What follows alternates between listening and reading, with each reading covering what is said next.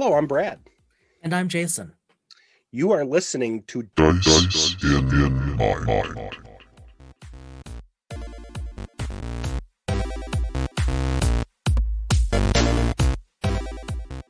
You might notice that I am not Brad. Indeed, it took 68 episodes for this to happen, but I suppose it was inevitable.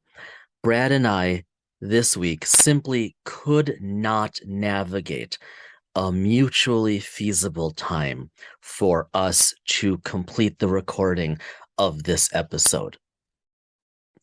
As I am the one with the typically more flexible schedule, it's just me this time. But I think that'll be okay because I'm going to keep it short. We are really pleased to bring you in a moment our chat with Erin Macdonald.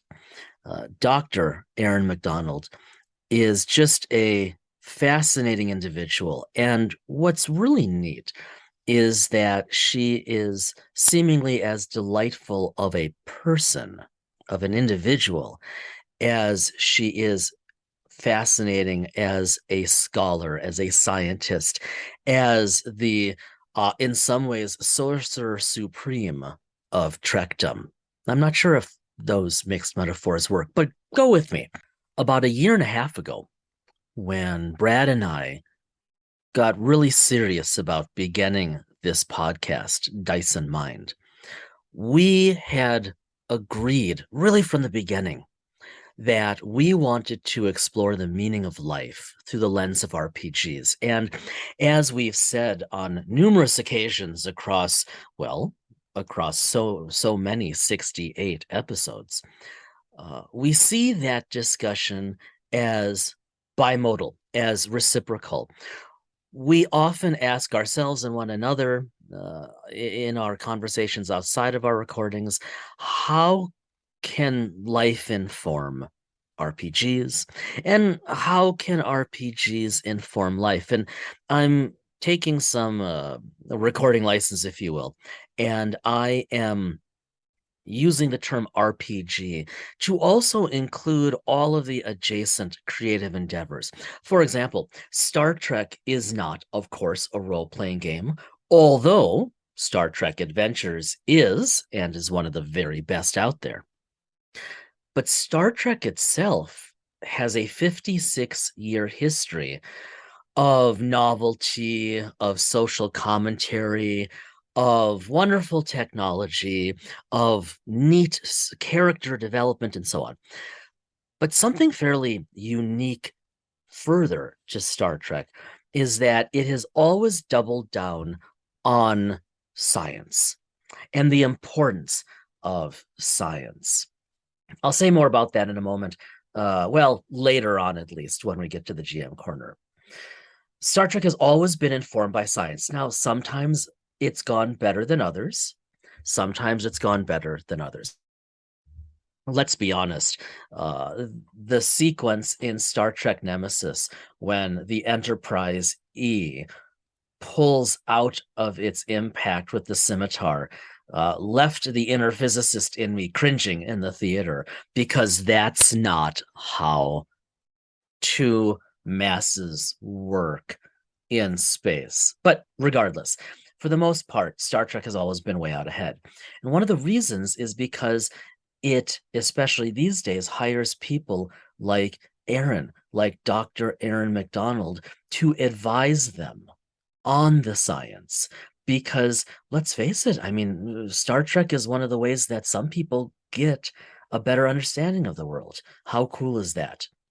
So, given that it's just me and we don't have Brad with us for this episode, I'm going to put a stop to myself and let's get into our interview. We think you're going to enjoy it.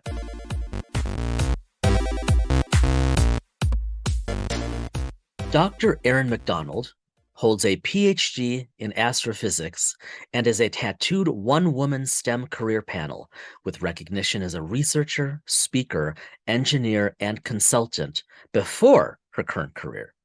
She lives in Los Angeles, working now as a writer and producer, and is currently the science consultant for the entire Star Trek franchise. She is available for staff writing positions, consulting, and freelance work.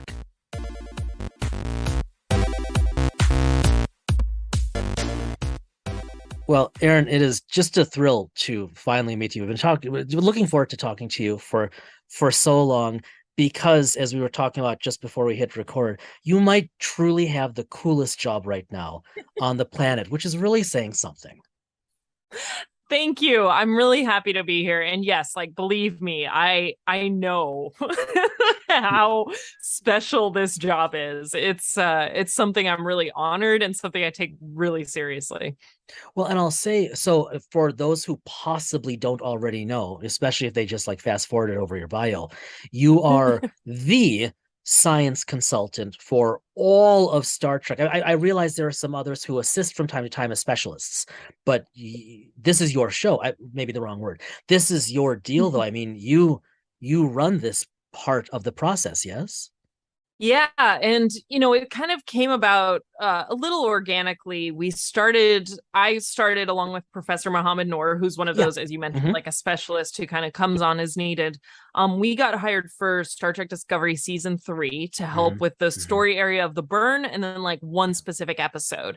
And then for me, being in LA, being interested in science consulting, wanting to work more in the entertainment industry, I was able to kind of have that freedom to pursue that venue a little bit more. And with all of the shows that Star Trek was onboarding at the time, we kind of it made sense to just have an in-house science consultant because with all of these shows sort of operating independently, a lot of what my job is like consolidating star dates and making sure, how we talk about the transporter in one show is consistent with how we talk about it in another show. All of this little sort of like Star Trek technical canon is maintained across all of these shows. And all of that's your wheelhouse now. Yeah. Wow, yeah. I didn't realize no that. Pressure. Yeah, no. Yeah. That's hilarious. So, I mean, we could just, Brad and I could just talk Trek with you for the next several weeks. But I'm here for it. And we appreciate that. But the reality is, you've talked about that with a lot of wonderful outlets. I heard the interview with the two of you on Michael Wong's podcast, What Strange New Worlds, which was just a delight to listen to, right? But we're really curious come on, because it's more than just, well, it's funny it worked out this way. You've got a PhD in gravitational astrophysics, yes? Yes, that's correct. And you actually worked on LIGO?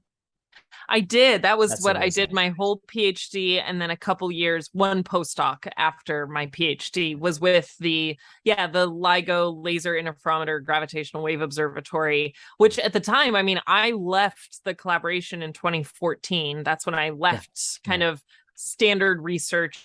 But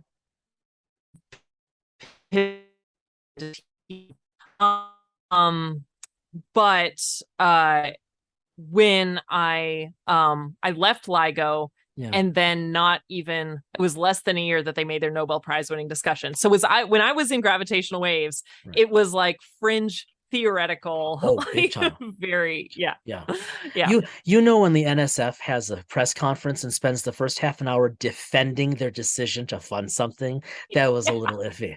Right. Yeah, exactly.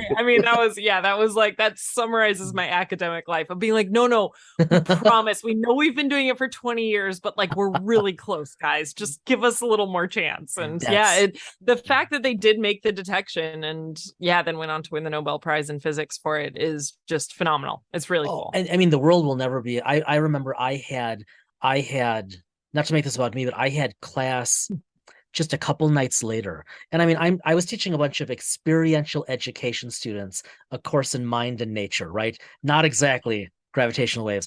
And I basically just talked about the finding for the first 15 minutes to give them a sense of this is what's happening and this is why this all matters, right? It's mind-blowing stuff. And what was interesting working in it too was the fact that it was I think the only I'm just speaking my own opinion here, so I might be missing something, but the only other sort of major collaboration that was doing similar stuff was really CERN, and so there wasn't a lot of these huge, multiple, almost thousands of people working on a single detection at the time, to the extent that we actually had a sociologist in LIGO who studied our behavior. That's right. And the book came out of that, didn't it? Yes, that's true. Yeah, he's written a couple books over the years. I forget his name, but we can add it as needed. But he basically just studied how a collaboration of 1,000 people across 50 plus institutions on the cusp of a Nobel Prize detection behave with one another. That's there are stories there. It turns out that stories that aren't published are stories that aren't published. No, I mean, that was his job, was to like tell those stories. And it did add a level of like anxiety to those meetings, knowing that there was a sociologist like there taking notes as people are having meltdowns and yelling at each other, and like it was chaos. Because even though I wasn't there for the detection, I was there in initial LIGO. It was in 2010 when they took the detector offline to upgrade it, which then led on to actually making the detection. They did fake signal injections. Right. And we knew that they did that. And a lot of it was just proof of concept, because the initial LIGO was very, the probability of detecting something was very, very low, but it was a proof of concept. And so we wanted to make sure that when we saw something, we kind of had our processes down for determining what it was, how to write the paper to get that all done. And so what we did in LIGO, and this made it into articles and into his book as well, was we wrote the paper to the point that it would be sent to journals before the board would tell us if the signal was fake or not. And that's awful. It was brutal. And it was one because the probability was so low that we all were like, this is what we knew that they were doing this. Like, we're sure it's fake. We're sure it's fake. But at the same time, we're not 100% sure. But that's like a triple blind design. I mean, that's, oh my God. Okay, so I have to, before we kind of veer a bit, I've got to ask that was a tangent. Oh my God, no. Before we veer, I've got to ask your professional take or just personal take, because to me it's of the same ilk, although obviously a fundamentally different technology and approach. The EHT, the Event Horizon Telescope. And the M87, and now our own Sagittarius A star in our galaxy. I mean, as someone who is so close to this and worked on LIGO, to see essentially photographs of black holes. I mean, I never in my lifetime thought we'd approach that. What's that like for you? It's amazing. I mean, you can't see it, but I do have a tattoo of that first one in M87, because that, to be able to actually see the event horizon of a black hole, because I think there's a little bit of a misconception that people have seen black holes in the past. Like, we've detected black holes primarily with the Chandra Observatory, detecting in X-rays. But what we're detecting is the glow of material as it's falling into the black hole. It's emitting primarily in X-rays. But what the Event Horizon Telescope was able to do is actually see the event horizon. So they're picking up the glow, they're picking up that energy, but they're able to, using telescopes all over the world as if they're different like pixels, almost, is kind of how they were doing it. That they then could combine that together and actually see the edge of the black hole is just, I mean, it's so cool. It is. It's I'm hoping unrealistically optimistically that once the James Webb Space Telescope demonstrates how well it can function orbiting where it's orbiting, that we'll eventually finally get an interferometer that's at the Lagrangian points and just have crazy resolution. But that might not be realistic. I don't know. I'm sure there's people doing that. I mean, that was one of the goals with, it wasn't LIGO, but there's a sort of counterpart study called LISA that is to put a laser interferometer in one of the Lagrange points that orbits behind Earth, to be exactly that, to detect very low frequency gravitational waves. So like a totally different source of gravitational waves, but same concept. Yeah. So cool. how do you even get here? Amazing. Yeah. Okay. So I guess more importantly, so back to you. Were like as a kid, were you always headed in a scientific inquiry kind of, like were you always going to probably be a scientist? How did that happen? It's a good question. I do think that all kids are innately scientists. Yeah, absolutely. It's because that's how we become human, right? We explore, we test, we verify, we retest as much as you can. And it only takes one test to know that the stove is hot. That's those sort of things. But and I do think too, all kids, I worked in museums after I left academia, that everyone's into space and dinosaurs. That's like so the thing, right? Yeah. Like you hit a point in your childhood where it's either or both. And I was into both. And I was just fascinated by both space and dinosaurs, that I didn't even really necessarily think about it as a career in terms of like becoming a professor or being a long-term researcher. I just, as I moved through sort of into my high school and looking at university, I was just thinking that it was such a cool idea that I could go to a university and just study space for 4 years. And that's it. Like that. And so that's kind of what drove me. And what made me want to become a scientist was honestly through film and television, because I loved the X-Files. The early days of it, I wasn't allowed to watch it. So I would because I was the only one in my household who could work the VHS programmer, so I could actually program it to record the X-Files, and then I would watch it in secret. I loved Dana Scully. I was a little redheaded kid, and she was just awesome. She fought aliens with science. Like, she was everything I wanted to be. And then concurrently, Contact came out. My favorite movie. Yeah. Which also celebrated its 25th anniversary this year, which is don't. None of us need to know that. I know. We could end up going. Yeah. None of us need to know. I have quoted Ellie Arroway. We could talk for that. So many times to my girls. Oh my God.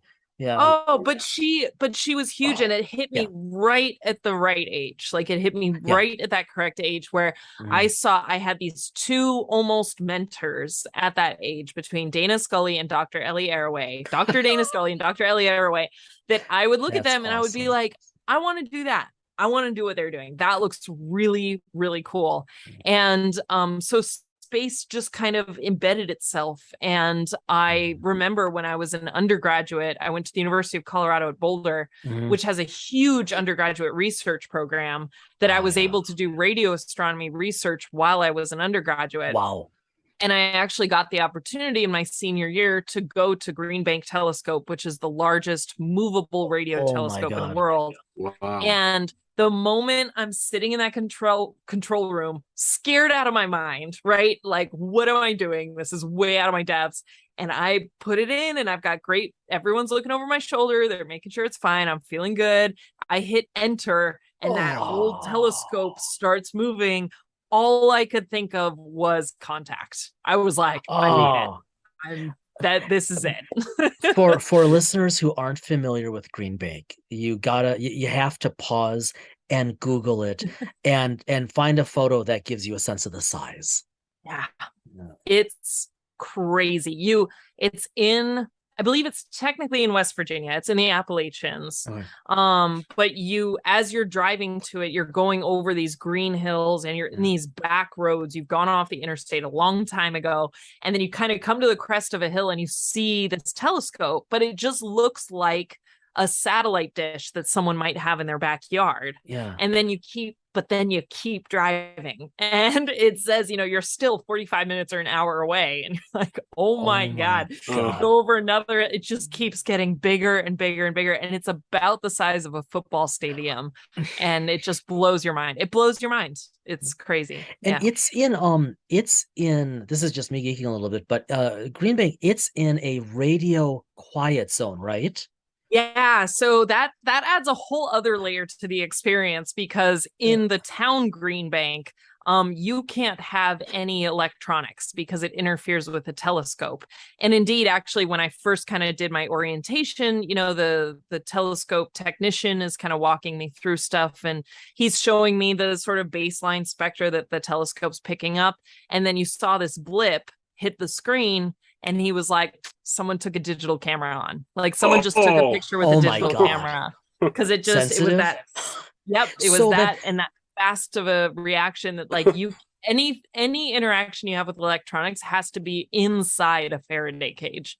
Okay, so if you're gonna do it. I'm assuming your car doesn't look as cool as I think it would have to. I mean, you must only be allowed to this all must be scheduled then to approach the telescope. Yeah. And there's very clear protocols, and like the dorms where you stay are far away from the telescope. But even then, again, you have to, when I was there, it was probably 20 years ago that, you had to have very particular, internet access, like having wired versus wireless, and cell phones had to be handled in a certain way. So I can't even imagine what it looks like now. But there were very, very strict protocols. And so this is what's kind of adds to the character of Green Bank, is that people who think that they are affected by electromagnetic radiation flock to Green Bank because there is minimal interaction. So you have this whole cohort of people in the town who kind of have this philosophy of like no electronics, no radiation whatsoever, and they live there. It's really interesting. Interesting. And then you're like, I'm going up the hill to El Radar and doing my homework. Right.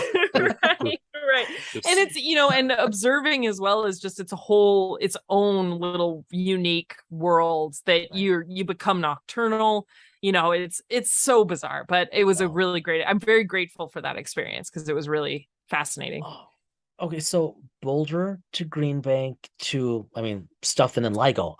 You can see a progression, but then, LIGO to, okay, I'm going to come back to the Gorn because of what you said earlier, but LIGO, LIGO to Star Trek, that's a bit of a diversion. Yes. There's a lot of steps in between there. So I left academia. For people who might not be familiar with sort of the academic world and life, it's not easy. And you have to really want it. If you want to become a professor, if you want a permanent job in academia, you have to really want it. And because I went into doing my PhD even with just thinking like, this is pretty cool and I'd like to keep doing this. As I was sort of ending my PhD, I was like, ooh, I don't know if I want to do this forever. I'm seeing the people who are spending the next 10 years after your PhD on temporary contracts, moving all over the world. Like, it's a really rough life. And now, thankfully, like my peers are at the point in their career who stayed in academia that they are getting settled. And those people who did want it, they were able to push through that, but it just wasn't for me. So I left academia in the more stricter sense.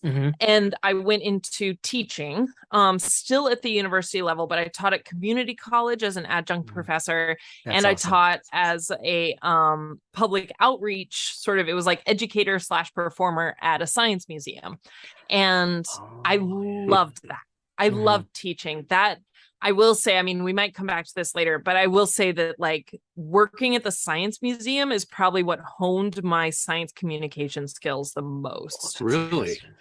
Because with my degree, the museum looked at my resume and they were like, okay, you're going to live in the space area and you're there like 3 or 4 days a week, all day, just answering questions. So you're looking at 7 or 8 hours a day, nonstop, 3 or 4 days a week, just fielding questions and doing performances, like where they do the more scripted shows and things like that, like look at liquid nitrogen and all this fun stuff. But that was where it was like, I became confident in saying when I don't know something. That was where I became confident in like reading an audience if I had lost them, because you're going to talk to people across the spectrum of like a 5-year-old who happens to know everything about black holes in a way that you're like, there's no way you got this. And they do. And then like maybe, I'm using my mom as an example, but like a retired librarian who didn't take science since the 1960s, who was like, okay, so tell me why, like, I know that the earth is round and I know it goes around the sun, but can you explain why the sun rises and the sun sets? Which is a real question I have to explain to my mom on like a biannual basis. Wow. So you get used to this, and you start to know what people are interested in, like what the zeitgeist is, like, and how to keep people engaged. And it, like I said before, and most importantly, when you've lost people, when you're trying to explain something. So, so I did that. Unfortunately, the adjunct in museum life did not pay the bills. No. So I was overworked. I was also working at Starbucks at like 4:30 in the morning for like 5 hours a day just to pay the bills. So I started looking at other options. I got into aerospace engineering, working as a technical advisor that was on federal contracts. And I really enjoyed that, but I really missed the public teaching, the public engagement, and the science classes. So at this time, concurrently, I also go to sci-fi conventions. I love sci-fi conventions. I'm a huge nerd. I love Star Trek. I love all this stuff. And Dragon Con was one of the conventions that I went to first. And it's in Atlanta every year. And what's unique about Dragon Con, and a couple other conventions have emulated this since then, but they have very specific tracks that program the whole weekend. Okay. So they have like a Star Trek track, a Lord of the Rings track. Like they'll have like costuming track, anime, like robotics, all these other things that are programmed for the whole weekend. And they have both a space track and a science track. And the space track is very scientific. Like there are people who have lifetime passes to Dragon Con that go and sit in the space track all weekend and just listen to professional talks from people from JPL, from NASA, from like ESA, like all these other things, just to hear what's going on in the space industry. So that's where I kind of got my start. As I was, filtering out of academia, I started speaking, giving talks on gravitational waves and gamma ray bursts, and very technical talks. But me being me, I was like, I want to be in the Trek track, and I want to be in the video game track, and I want to do all this other stuff. And so I started proposing talks after, a couple of years of the physics of Star Trek. Or like science of Mass Effect and all of these other things. And those were hugely popular. And this was at a time where conventions were just exploding. Like every major city has conventions now. And so I was proposing these talks at all these other cons just on my own dime, wanting to go and give these. And so that was going on as I'm working as an aerospace engineer. I found myself moving to Los Angeles, which I always wanted to do. I always wanted to work somewhat in the TV and film industry as well. And because I'd been to all these conventions for so long, I had a little bit of a network of creatives, like people who were actors or writers. We would see each other at the same conventions and everything. And they started to connect me to friends who were working on science fiction and just saying like, hey, they'd really like to use a science advisor, and they'd like to ask you a couple questions. So I got used to that process. And then really Star Trek kind of was born out of both of those avenues. The first thing was, it was a friend of a friend who was working for CBS who kind of put me in touch with them to go give my physics of Star Trek talks at their licensed events. Nice. And again, CBS was like, oh, wow, these are really popular. Like, we should do more of these. And so I was giving talks on their cruise and, year after year doing this stuff. And then only a short time after that was when Michelle Paradise took over Star Trek Discovery. And that's when she was looking for a science advisor. So that's kind of, sorry. That's I that's you on a long journey, no, this is fascinating. It really, because I mean, the work shows as, in Discovery, the science shows. It's still Star Trek, and don't even get me started on Star Trek Nemesis and the physics that they got wrong in that show. But that's because that still bothers me to my core. But Discovery really started to get science right, and you see that now as well with Strange New Worlds, right? There is even Prodigy. You can, I think, as a scientist, you can see the difference, even from like TNG, which I will always be a fan of, right? You can see the difference. There's an intentional effort. As a fan, I think that's palpable. Yeah. Yeah, no, thank you. I think what's interesting about my role is that every show uses me slightly differently. So like you mentioned Prodigy, yes, we try to get the science right. And I love like the way that Prodigy kind of introduced itself to the world. You know, it had like that 2-part season opener that people were like, this is just like another franchise that starts with a star. and that was really, but it was trying to draw in kids who do watch that and they're more familiar with those stories. And then it was like, boom, no, we're Star Trek. Like in episode 3, where they ended up in the gravitational well of a binary red giant white dwarf star system. And you're like, it's a show for kids. I'm like, it's a kid's show. There's hope for society yet. Yeah. And oh my God. So with Prodigy, one of the things I do is it's not just making sure the science is right, but but also being an advisor more as a STEM educator. That, you know, we have a target audience for kids. How do you engage them? How do you catch those kids who are like little Erin, you know, who's interested in space and wanting to find people on TV that I want to be? And how do you write characters like that? And how do you draw those kids in? Brad, you had noticed something on Erin's website. Erin, you're not just obviously passionate about STEM, but you've got some interest in STEAM as well, yes? STEAM, yeah.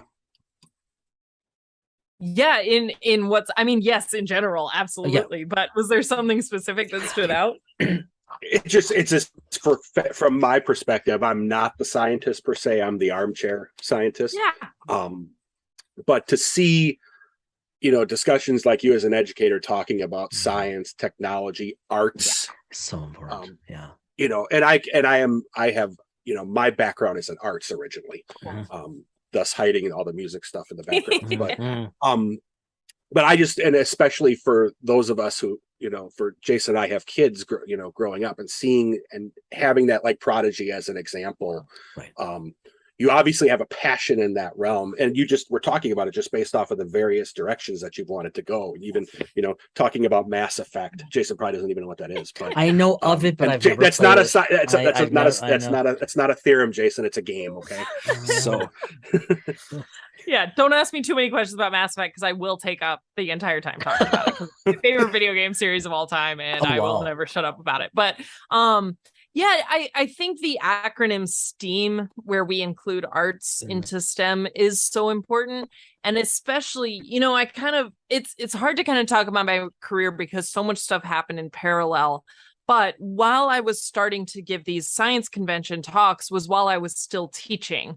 And so I found that using science fiction as examples for my students was so beneficial just to give them a reference point. So it's like, for example, you know, I'd be talking about the Kepler system, that the exoplanet system that they discovered that is a planet going around 2 suns. And I'd be like, yeah, I mean, it's like Tatooine, right? And the whole class is like, wait, what? Tatooine? I know Tatooine. And then they started asking questions like, well, is it like a desert planet? Like, is there life on there? Could there be life on there? Like, what would the suns look like? Would they look the same? And for someone who's teaching Astronomy 101, that's what you want your students to start doing. You want them to just start thinking critically, and you want them to start asking questions like that. And so because they had that reference point of Tatooine, like, even though it's fictional, it ignited the scientific part of their brain that we were trying to prod that is sometimes very difficult to. And so I mean, obviously now especially, but I've always seen the value. And that was one of those seminal points where I really realized how valuable fiction and science fiction is as a teaching tool. And that's something kind of I've always pursued. And here's where Brad goes off on a tangent because, you know, I saw and obviously Jason and I did a little research beforehand, but I saw in some of the notes and information, I saw Voltron. That's right. And as a kid who grew up with both Voltrons sitting on his desk, I have to ask about that and how you and obviously I know that we could probably spend a whole hour talking, or I could spend a whole hour talking about Voltron, but sorry, Jace. That's good because I wasn't going to get there. That's hilarious. Yeah, I have to ask about that because when I saw that, I was, I lit up. So. I love that. So that was actually from the reboot, this Voltron Legendary Defenders on Netflix. I was watching it as a fan of Voltron and just wanting to watch the show, and I'm watching it and I'm like, wait, what did you just say? Because that show had so much accurate space-time physics in it that blew my mind. I mean, the way that they talked about their version of faster than light travel, where they're sort of creating these artificially generated wormholes, the way that they talked about even like they had an episode where they all like end up shrinking down super small, like Gulliver Travel style, and then they're like, well, how we can get out of this is if we find a way to expand the space in between and the gluon space between our atoms. And I'm like, well, yeah, that actually would be a good solution to this. And then they actually also had, I know this appears in written science fiction more than television, but it's very rare in film and TV. They actually acknowledge time dilation that happens when you're traveling at high speeds. They have a whole episode where they miss an event because they accidentally screwed up their time dilation calculations when they were trying to get there. And I'm watching this, I'm like, what the hell? And then they even had a moment where they talked about the gravitational waves emanating from a neutron star stuck in the Lagrange point between two binary black hole systems. Oh, like that's that was hardcore. said out loud in Voltron Legendary Defender. It blew my mind. So yeah, I mean, and it's such a niche audience too. And it's one of those, that's why I love continuing to give talks at sci-fi conventions, because you just get like the Voltron audience. And then you're like, all right, we're going to talk about science in this show. And there's so much to talk about. It's so fun. So I'm so glad you noticed that. Yeah, Voltron. And I've watched, Jason, you're going to have to put that on your list now. Seriously. I wish there was good Trek on TV to take my time, but since there's not, I'll just no. Yeah. Make fun if you want. Yeah. One of the things too, since we're talking about media and obviously with Star Trek and all that, you've been working on, video production and all that, even outside of the stuff you're doing with Star Trek. Yeah, it's been really fun for me, leaving the aerospace industry. My role really there, and I think where I succeeded in that industry, was as a manager, as like a program manager, dealing with these big projects, high budget, being the big picture person who hires all the people who have the specialities. Like that was what I really enjoyed, and I think that was something that I was really good at. And when I started moving more into film and television, I noticed like these producer roles really fit. That's my background. Like that's what I'm interested in. And it was so funny because I kind of had this epiphany, and then I look back on my life, and I mentioned the space and dinosaurs was like a thing that I was super into. Jurassic Park was another film that was very big at my time. And I watched, if people remember this, it was released in a special edition with the film on one VHS, and the other VHS was behind the scenes of Jurassic Park. And I watched that to death. And one of the people that I caught my eye in that documentary was Kathleen Kennedy. She was a producer on Jurassic Park, and I saw her do her thing in her pantsuit, ordering stuff around, making sure this film happened, doing amazing things that I was always like, she seems kind of cool. Like that seems like a cool job. I forget it for 20 plus years. And then I end up back in the industry and realizing that the producer's job is actually something I have a very good skill set for. It's something I'm really good at. And so I met my best friend, Mary Chieffo, through Star Trek Discovery. She played Chancellor L'Rell in the first two seasons. Her and I met at conventions. We didn't overlap working on Star Trek, but we met at conventions. And I was on a walk with my now husband and her girlfriend. And we were kind of, we all work in the industry, and we're kind of lamenting like just the frustration, right? There's so much frustration of being that like on the cusp, that we're doing a lot of work, we're working regularly, but we're wanting more opportunities. And Mary and I were kind of like, well, why don't we just create those opportunities? Like, I just started my own company to try to manage all my consulting stuff. So now I have this corporate umbrella that I can at least operate under. And let's make a movie. Like, let's figure out how to do it. None of us went to film school, so this was going to be our film school.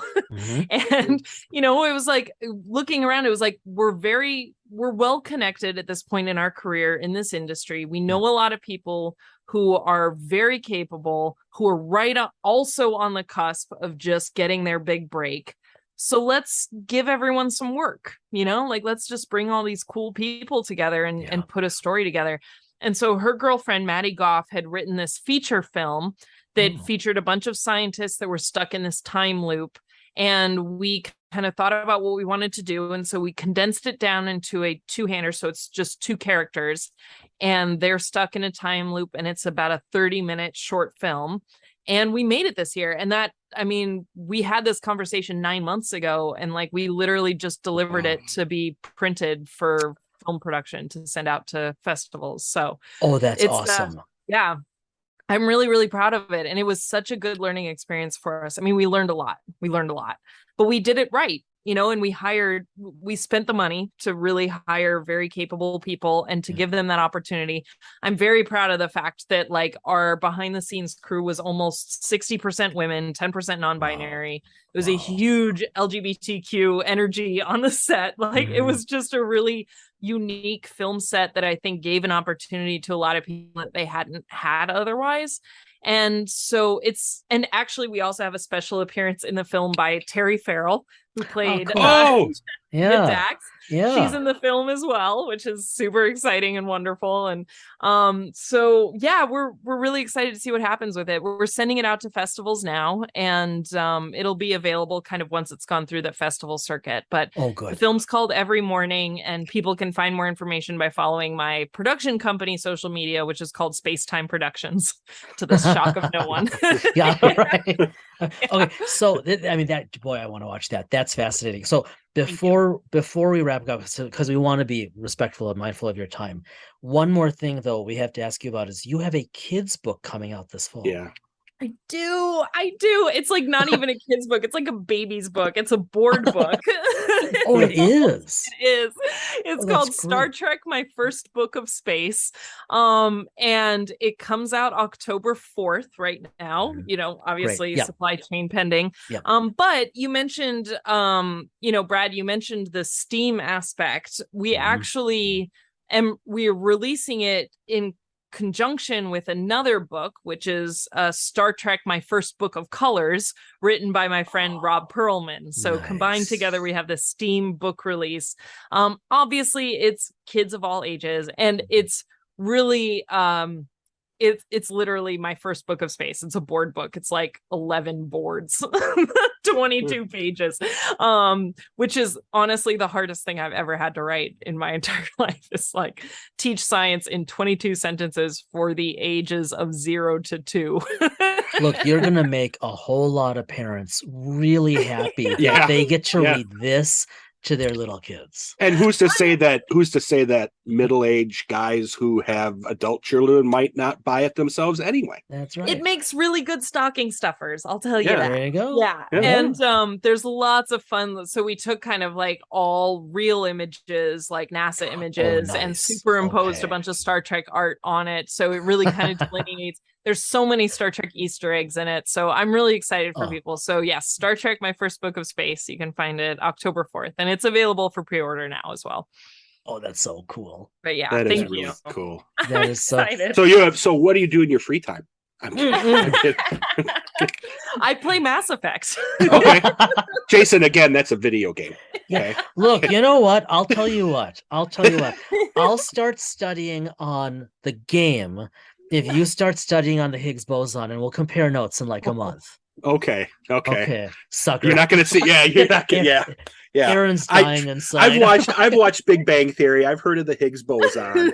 So no, it's fine. I just don't honestly know which challenges I like is worse. Because Jason's is so much worse because I actually have an interest in the Higgs boson. He has had no interest in video games. I was gonna say, and then he has to drive the Mako around planet. So good luck. When I had kids, it's just at some point I just no longer had the time and devoted, and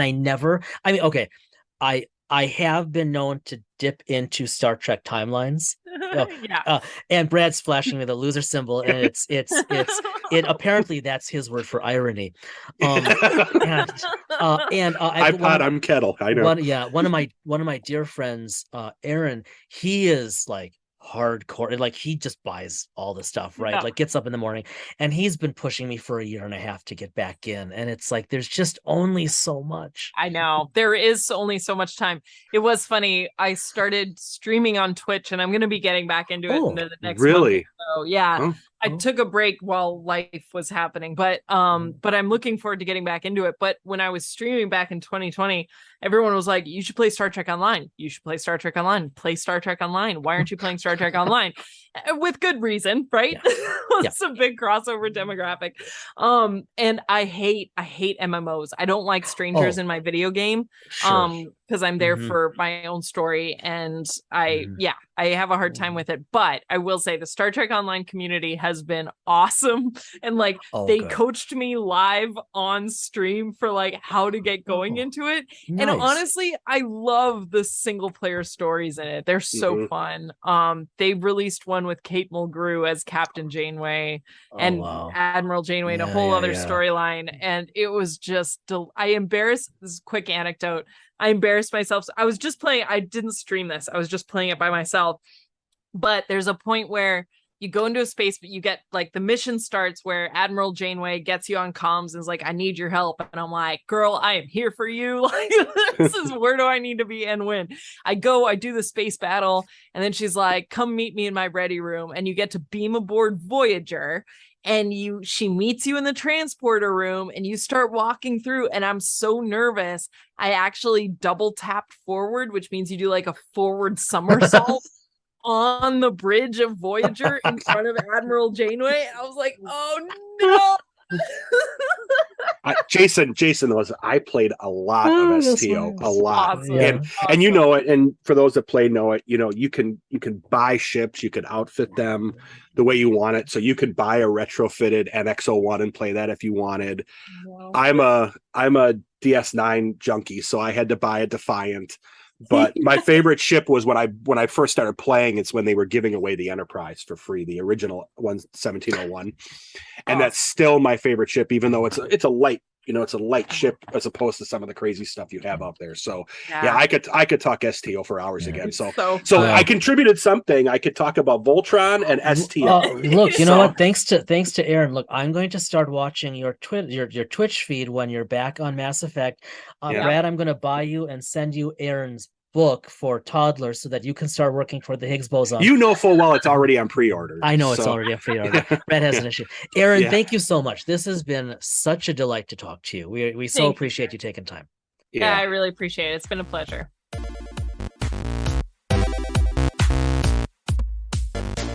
Well, as Brad would say, Erin, thank you again so much for spending time with us. We get to talk to a lot of truly interesting people courtesy of this podcast. And many of them are really just good people. But your comments both during and outside of our recording for the interview really got to us. The world is a better place because of people like you. The world will continue to be a better place because of scientists like you who actively work to bring women and others into the STEM fields.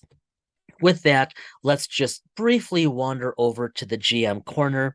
Since I can't ask Brad what he's been reading or watching, I can just say a word about what's been on my desk. It's been busy, as you can imagine, given it's just me. Past few weeks have been quite busy for both of us at work. That said, I have had an awful lot of Star Trek on the brain, and since we just interviewed Dr. Erin Macdonald, it's worth just talking about Star Trek.